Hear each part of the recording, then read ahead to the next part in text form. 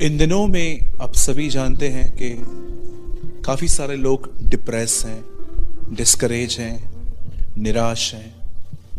और जब भी हम ऐसे लोगों से मिलते हैं, या हो सकता है कि आप में से कोई ऐसा है जो इस समय मुझे टीवी पे, मोबाइल में देख रहा है, यूट्यूब पे देख रहा है या फेसबुक पे देख रहा है, हो सकता है कि आपकी ज़िंदगी में किसी तरह की निराशा है, कोई ऐसी एंग्जाइटी है जो आपको इनसाइड खोखला कर रही है, कोई ऐसा फ्यूचर का डर हो सकता है जो आपको अंदर ही अंदर परेशान कर रहा है।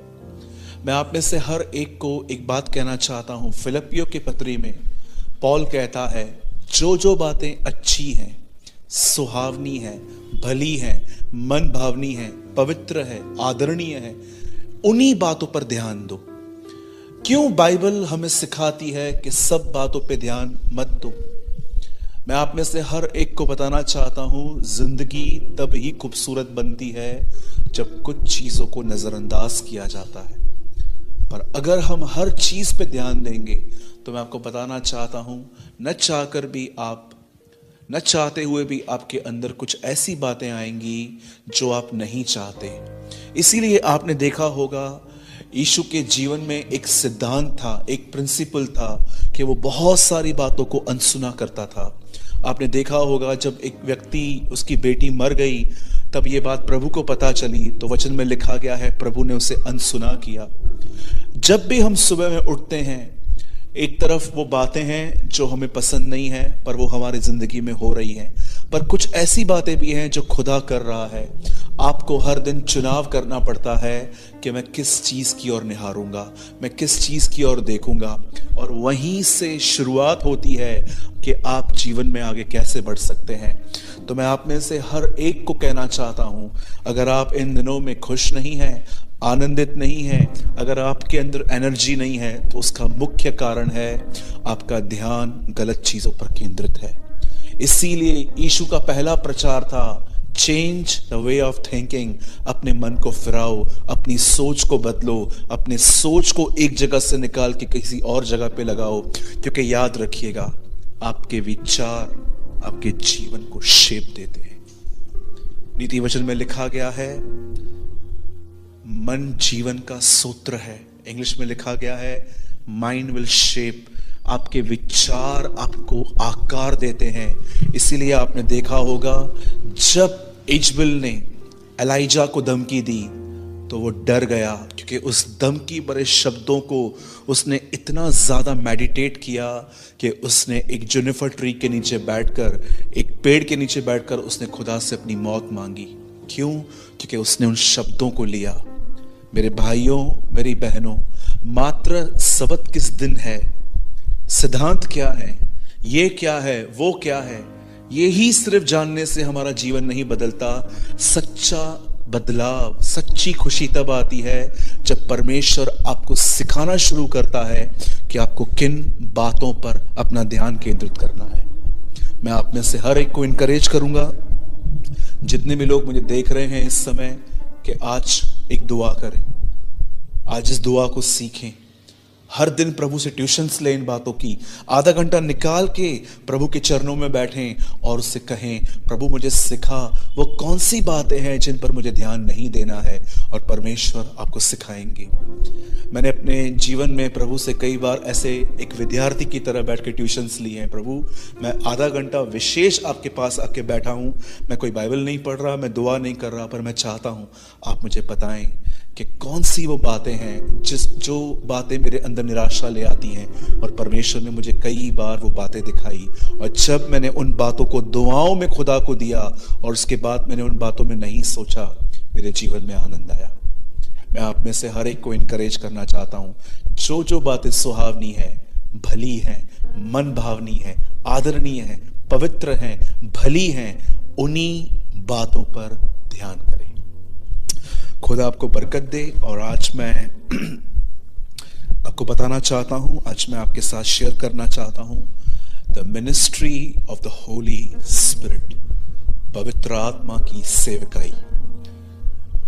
जब भी हम पवित्र आत्मा की सेवकाई के बारे में इन शब्दों को सुनते हैं, so many times we think, बहुत बार हम ऐसे सोचते हैं कि मैं सेवा की बात करूंगा। जी नहीं, मैं उस सेवकाई की बात करना चाहता हूं जो वो आपके इनसाइड करता है, जो आपके भीतर करना चाहता है। मैं चाहता हूं अगर आपके पास बाइबल है मेरी तरह, तो आप प्लीज मेरे साथ खोल सकते हैं द बुक ऑफ कोलोसियंस, कुलिस्सियों की किताब और उसका 3रा अध्याय। मैं कुछ सेकंड्स वेट कर रहा हूं ताकि आप अपने अपने बाइबल में से खोल पाएं। ये नए नियम की किताब है कुलिस्सियों, और हम सब खोलेंगे 3रा अध्याय। छोटा सा वचन है लेकिन इसमें से आप बहुत कुछ लर्न कर सकते हैं। द बुक ऑफ कोलोसियंस, कुलिस्सियों की किताब, ये आपको बाइबल में फिलिपियों की बात मिलेगी, और आप सब खोलेंगे इसका 3रा अध्याय, चैप्टर 3।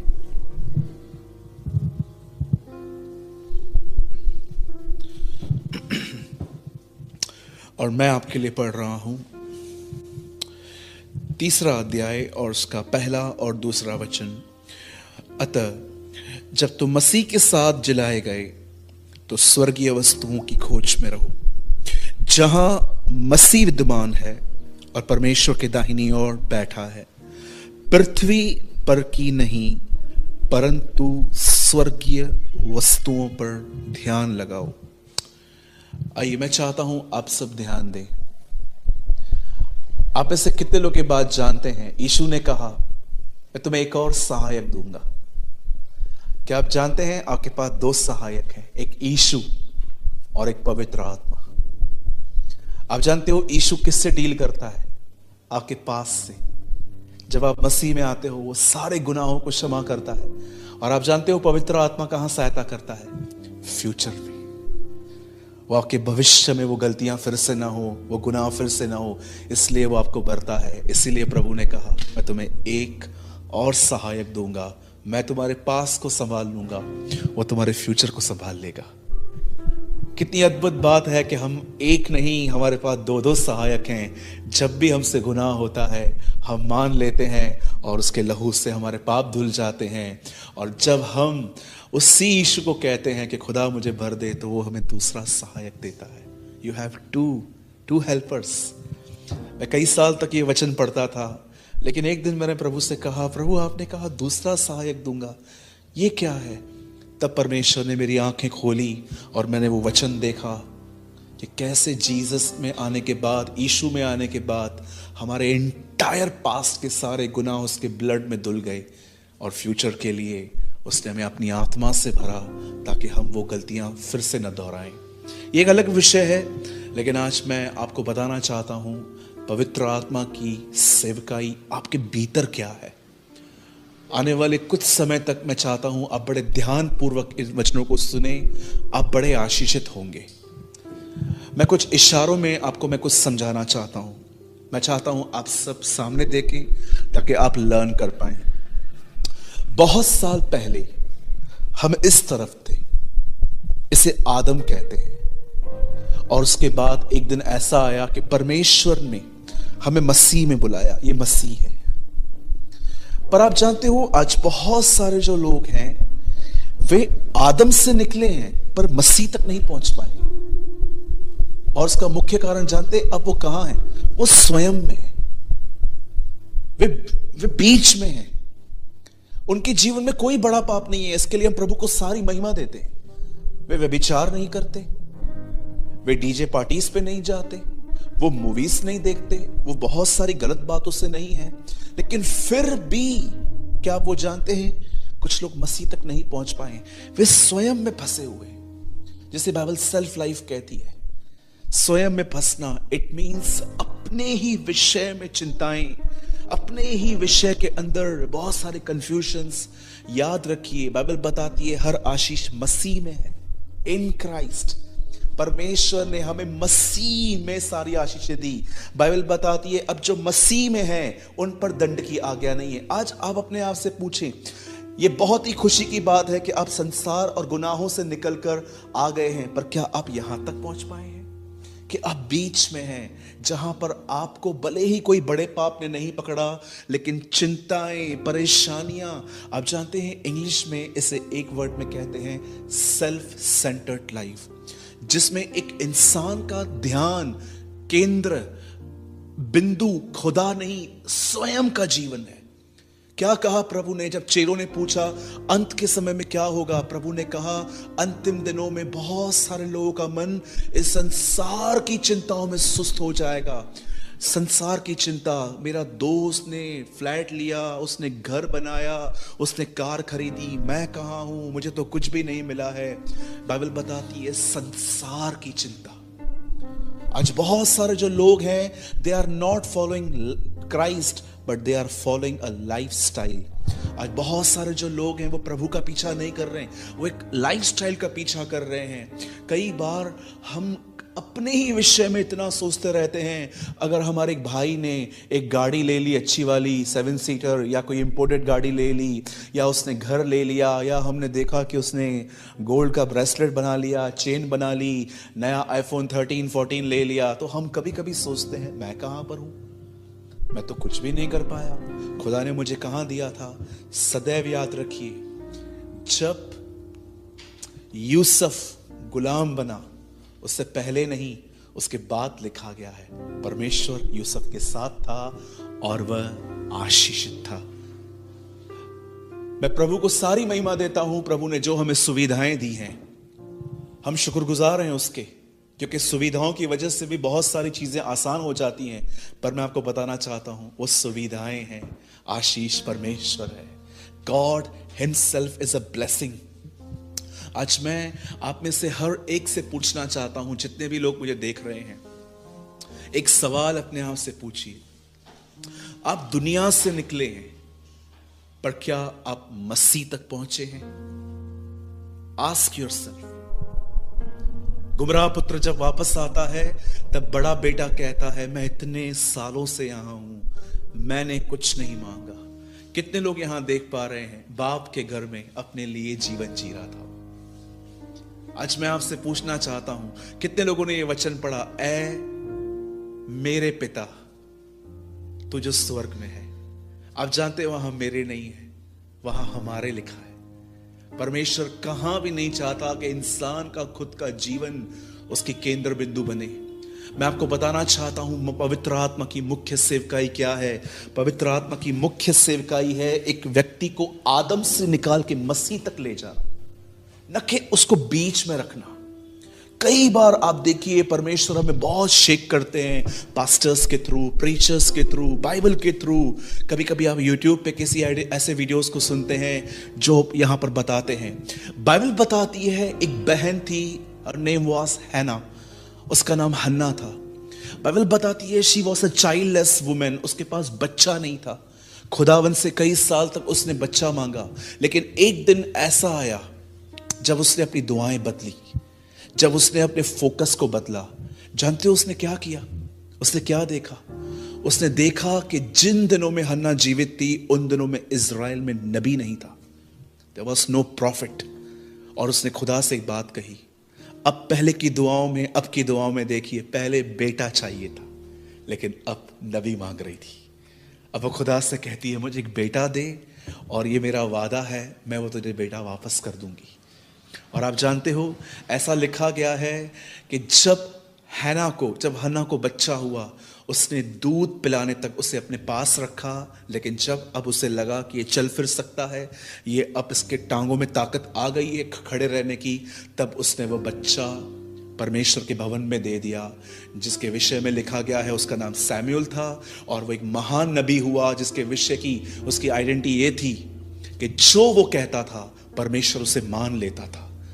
आप जानते हैं उसके बाद लिखा गया है हन्ना के और भी बेटी बेटियां पैदा हुई। मैं आप में से हर एक से पूछना चाहता हूं, जितने लोग मुझे देख रहे हैं, आप में से कितने लोगों ने यह ऑब्जर्व किया कि जब तक अपने लिए मांग रही थी नहीं मिला, लेकिन जब खुदा की किंगडम के लिए मांगा भर भर के मिला। जीवन तब बदल जाते हैं जब आपके इंटेंशंस, आपका मन उसकी तरफ रहता है कि प्रभु यीशु ने हमें क्या सिखाया। वन थिंग, पहले उसके राज्य और धार्मिकता की खोज करो, तब देखो तुम्हारे साथ क्या होता है। जब परमेश्वर सुलेमान से मिले तो सुलेमान ने प्रभु से कुछ नहीं मांगा, सिर्फ एक चीज मांगी कि तेरी ये जो प्रजा है समुंदर की रेत की तरह इतनी बड़ी। जब ये लोग अपनी लड़ाई और झगड़े मेरे दरबार में लेकर आएंगे तो मैं कैसे समझूंगा कि मुझे क्या करना है। लॉर्ड गिव मी अ विजडम, मुझे बुद्धि दे, मुझे समझ दे, ताकि इनका न्याय निष्कपट तरीके से हो सके। और बाइबल बताती है परमेश्वर ने सुलेमान को बुद्धि तो दी, लेकिन बुद्धि के साथ उसे बहुत कुछ दिया। क्या मांगा उसने, जरा सोचिए। इतने साल तक नोहा प्रचार करता था, क्या खुदा नहीं जानता था कोई भी व्यक्ति नहीं आएगा इसकी बोट में? फिर इतनी बड़ी बोट बनाने का क्या फायदा था? लेकिन आप में से कितने लोग ये बात देख रहे थे, कोई उसकी बात नहीं सुन रहा था, फिर भी उसने अपना काम बंद नहीं किया, वो उसे करता रहा विश्वास योग्यता से। मेरे भाइयों, मेरी बहनों, मैं आपको क्या समझाना चाहता हूं। आप जानते हैं, जब पवित्र आत्मा को आप कहते हैं, पवित्र आत्मा मुझे अपने आप से भर, मुझे अपनी रूह से भर, प्रभु मुझे अपनी आप से भर। आप जानते हो, जब आप पवित्र आत्मा से भर जाते हो, एक खूबसूरत बात, एक खूबसूरत अनुभव आपको मिलेगा। आपका सेंटर जीसस हो जाएगा। आपका जो मन है वो यीशु की तरह। मैं आपको बताना चाहता हूं, हमारा स्वभाव लॉ ऑफ ग्रेविटी की तरह इतना नीचे गिरता है। आपने देखा होगा, हम कितने पृथ्वी की बातों की तरफ देखते हैं। मैं ये कोई गलत कंपैरिजन नहीं कर रहा हूं, पर मैं आपको बताना चाहता हूं, क्या कभी आपने किसी जानवर को दुआ करते देखा है? हाँ, ये बात अलग है कि अब्रॉड में और बहुत सारे जगहों पे उनको टीच किया जाता है, पर क्या कोई बचपन से खुद करता है? हमेशा आप देखोगे जानवर चीजों को नीचे की तरफ देखता रहता है, उन्हें सूंघता रहता है, उन्हें देखता रहता है, क्योंकि उनका इंटरेस्ट अर्थली थिंग्स पर है। जरा सोचिए, क्यों परमेश्वर ने हमें आत्मा दिया? जिस मट्टी से हम बने हैं उसी मट्टी से वो बने हैं। क्या आप जानते हो, जानवर उसी मट्टी से बने हैं। उन्हें भी किडनी है, उन्हें भी दिल है, उन्हें भी हमारी तरह आंखें हैं। आप पढ़ के देखिए, उत्पत्ति में लिखा गया है, और सारे जीव जंतु पृथ्वी पर से उठे। परमेश्वर ने उन्हें उसी मट्टी से बनाया है। इवन मरने के बाद एक इंसान को गाड़िए और एक जानवर को उसके बाजू में गाड़ दीजिए, और कुछ सालों के बाद आपको पता नहीं चलेगा इंसान कहां है, जानवर कहां है, क्योंकि वो हम बिल्कुल सेम हैं। लेकिन एक चीज जो खुदा ने इंसान को अलग दी, वो थी अपनी सांस, ब्रीथिंग। क्यों खुदा ने उन्हें नहीं दी, हमें दी?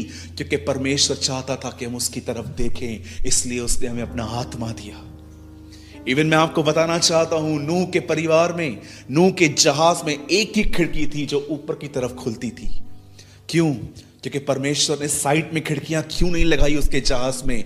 क्योंकि प्रभु जानता था, अगर साइड में खिड़कियां लगाई और जब प्रलय आएगी, जब जल आएगा, तो नूह शायद ये खोल के देखेगा कि लोग कैसे मर रहे हैं। परमेश्वर नहीं चाहता था नूह न्याय देखे, परमेश्वर चाहता था नूह उस खिड़की से ऊपर अब उसकी तरफ देखे। ये परमेश्वर की इच्छा है कि हमारा ध्यान उसकी तरफ हो, हमारा ध्यान यीशु की खूबसूरती की तरफ हो, हमारा ध्यान उसके महान स्वभाव की तरफ हो। कैसे उसने हमसे प्रेम किया, कैसे उसने लिए हमारी जिंदगी दी, कैसे उसने हमारे लिए अपना लहू बहा दिया, कैसे उसने हमारे लिए हमारे श्राप उठाए। मैं चाहता हूं, पवित्र आत्मा भी यही चाहता है कि हमारा ध्यान यीशु की तरफ हो। आप जानते हो, हमारा स्वभाव ऐसा है, वो लॉ ऑफ ग्रेविटी की तरफ नीचे गिरता रहता है। हम पृथ्वी की चीजों की तरफ देखते हैं, लेकिन एक डिफरेंस आ जाता है जब परमेश्वर अपनी सेवकाई पवित्र आत्मा के द्वारा आपके भीतर करता है। तब जानते हैं, जब पवित्र आत्मा आपको भरना शुरू करता है, वही पवित्र आत्मा उस नीचे गिरने वाले दृष्टिकोण को उठाता है और यीशु की तरफ लगाने में आपकी सहायता करता है। तब आपका ध्यान उसकी तरफ लग जाता है। आज मैं आपसे पूछना चाहता हूं, आप में से कितने लोग हैं जो उसकी तरफ देखकर अपनी जिंदगी को जीते हैं? मैं जानता हूं जीसस फिजिकली नहीं दिखते, और ना ही हमारे पास कोई उसकी मूर्ति है कि हम उसको देखें। यीशु की तरफ देखने का अर्थ होता है उसके वचन को ध्यान में रखना, उसके वचन की तरफ ध्यान लगाना, उसके वचन को मेडिटेट करना। इसीलिए सुलेमान कहता है, सारी बातें उसी को ध्यान में रख के करना, तब वो तेरे सारे कामों को सफल करेगा। यही एक मुख्य पवित्र आत्मा की सेवकाई है। एक व्यक्ति को आदम से निकाल के मसीह में ले आना। इन क्राइस्ट, इन क्राइस्ट। पूरा एफिशिएंस बताता है तुम मसीह में हो, तुम मसीह में हो, तुम मसीह में हो। पर यही कोलिसियो ये बताता है मसीह भी तुम में है। In Christ, in Christ, in Christ, मसीह में। एक ऐसा ग्लास है जिसमें पानी है, पर खुदा ये नहीं चाहता कि ये हम हो। खुदा चाहता है हम वो ग्लास बने जो पानी में डूबे हुए रहे। इसे कहते हैं बपतिस्मा, पूरी तरह से उसमें डूबे हुए।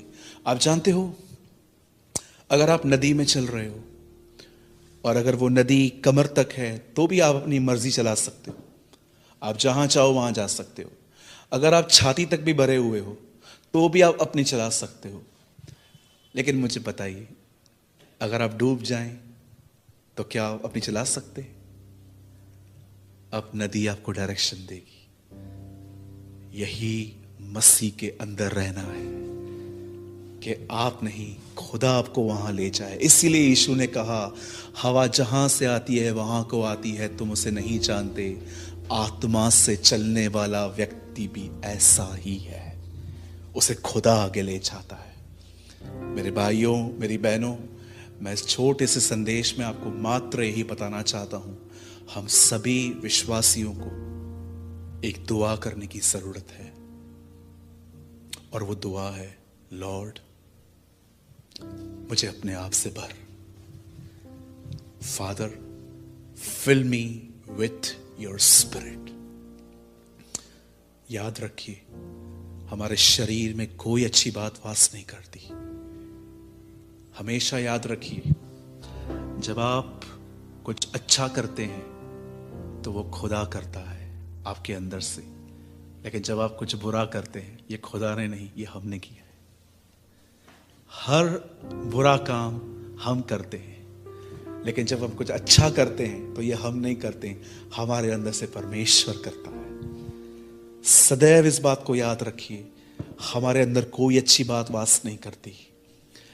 हमारे अंदर परमेश्वर ने अपना आत्मा भेजा है ताकि अब परमेश्वर उन जगहों पर जहां कुछ अच्छा पैदा नहीं होता, अब परमेश्वर वहां पर यीशु पैदा करे और हम में से वो बहे। That is God's will. मैं उम्मीद करता हूं आपने जरूर कुछ समझा होगा। अंत में बात यही आती है, हमें दुआ करने की जरूरत है, खुदा हमें पाक रूह से भर। एंड लिसन, बंद करने से पहले एक आखिरी बात मैं आपको कहूंगा। मैं उम्मीद करता हूं कि आप इस संदेश को लॉ की स्पिरिट में न लें। That's my humble request. जानते हो what is the spirit of law? कि आप इसीलिए करोगे क्योंकि मैंने आपको सिखाया? जी नहीं, ये सब फिर दिमाग से आएगा, ये हृदय से आना चाहिए। ये इसलिए नहीं आना चाहिए क्योंकि एक पास्टर ने ये बात आपको बताई। नो, याद रखिए, परमेश्वर पुराने नियम में हाथ धो चुका है, अब वो एक नई वाचा हमारे बीच में लाया है। मैं आपसे विनती करता हूं, इस वचन को लॉ की स्पिरिट में मत लीजिए। इसीलिए मत करिए क्योंकि आपको ये मैंने सिखाया, पर अपनी जरूरत को पहचानिए कि एक्चुअली सच में पास्टर प्रेमानी जो बोल रहे हैं, सच में मुझे इसकी जरूरत है। और आपके अंदर एक पैशन होना चाहिए। कितने लोग ये बात जानते हैं, एक व्यक्ति ने, प्रभु यीशु मसीह ने पवित्र आत्मा के विषय में कहानी बताई थी। एक बंदे के घर में रात को मेहमान आते हैं, उसके पास सर्व करने के लिए कुछ नहीं था। वो पास वाले के पास जाता है, प्लीज गिव मी समथिंग, मेरे घर में कोई है। आप जानते हो उसने मना कर दिया। लेकिन कितने लोग ये बात जानते हैं, अगर हम वहां होते तो कितनी देर ठहरते। हम इंसान हैं, वी आर ह्यूमंस। कोई भी अगर हमें एक बार ना कहता है तो हम दोबारा उसके पास कभी नहीं जाते। लेकिन आप जानते हो वो बंदा नहीं गया। उस बंदे ने फिर से कहा, no, give me something, give me something, give me something. और बाइबल में लिखा गया है, शर्म छोड़कर मांगने पर उसे रोटी दी गई। और ठीक उसके नीचे लिखा है, अब मांगो तो तुम्हें दिया जाएगा। जानते हो यीशु यहां पर क्या टीच कर रहा था? Don't just pray, be passionate. सिर्फ दुआ मत करो, तुम्हारे अंदर उस चीज के लिए जुनून होना चाहिए। तब तक उसके दरवाजों पे मांगो जब तक वो भर न दे। मैंने ये बात लर्न की थी। यीशु हमें ये कहना चाहता है, don't just pray a formal pray, lord please मुझे दीजिए। मैंने आज सुना भाई के द्वारा, नो, हमारे अंदर पैशन होना चाहिए, पैशन। 33 साल के जीवन को दिखाने के बाद वो एक दिन अपने प्लेस पे खड़ा हुआ और जानते हो उसने क्या कहा? यदि कोई प्यासा है तो मेरे पास आए। किस चीज का प्यासा? क्या तुम ये जीवन देख रहे हो जो तुम्हारे बीच में मैंने जिया? यदि कोई ऐसा जीवन जीना चाहता है तो मेरे पास आए। Jesus preach his life. यदि कोई प्यासा है तो मेरे पास आए, उसके हृदय से जीवन के जल की नदियां बहेगी। वो किस चीज के लिए कह रहा था? वो दिखा रहा था, क्या तुमने मेरे जीवन को देखा मैं कैसे जीता हूं? क्या तुमने देखा मैं अपने स्वर्गीय पिता पे कैसे भरोसा करता हूं तूफानों में? क्या तुमने देखा मैंने दुष्ट आत्माओं को कैसे निकाला? क्या तुमने देखा जब लोग मुझे गालियां देते थे तो मैं उनको रिप्लाई नहीं करता था? क्या तुमने देखा जब मेरे खुद के परिवार ने मेरे लिए कहा कि मेरा चिट ठिकाने पर नहीं है तो मुझे कोई दुख नहीं हुआ? क्या तुमने ये बात देखी जब फरीसी मेरा विरोध करते थे, मैंने कभी उनको बैक आंसर नहीं किया? क्या तुमने देखा जब बहनें गुजरती थी तो मैं उनकी तरफ कभी गलत नजर से नहीं देखता था? यदि कोई ऐसा जीवन जीने का प्यासा है तो मेरे पास आए। Jesus preach this.